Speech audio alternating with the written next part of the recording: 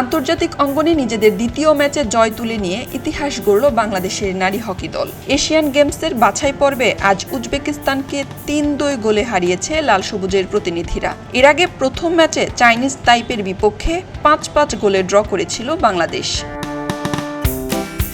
ইন্দোনেশিয়ার জাকার্তায় জিবিকে হকি মাঠে ম্যাচের শুরু থেকেই আক্রমণাত্মক খেলায় নজর কাড়ে বাংলাদেশের মেয়েরা। ম্যাচের ১১ মিনিটে পেনাল্টি কর্নার থেকে গোল করে দলকে এগিয়ে দেন সারিকা সাফা। তবে মাত্র ১ মিনিটের ব্যবধানে সমতায় ফেরে উজবেকিস্তান। ফলে ১-১ সমতায় শেষ হয় প্রথম কোয়ার্টার।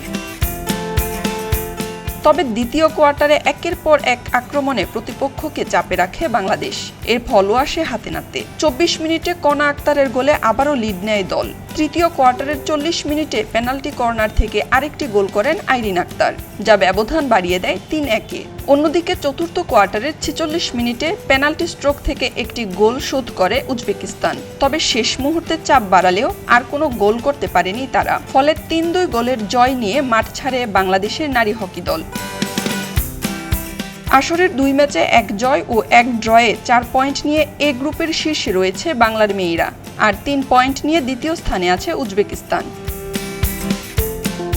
এদিকে গ্রুপ পর্বে নিজেদের তৃতীয় ম্যাচে আগামী রোববার হংকংয়ের মুখোমুখি হবে বাংলাদেশ, যেখানে জয়ের ধারা ধরে রাখতে চায় লাল সবুজ প্রতিনিধিরা। খবরের কাগজ, নিখাত, নির্ভীক, নিরপেক্ষ।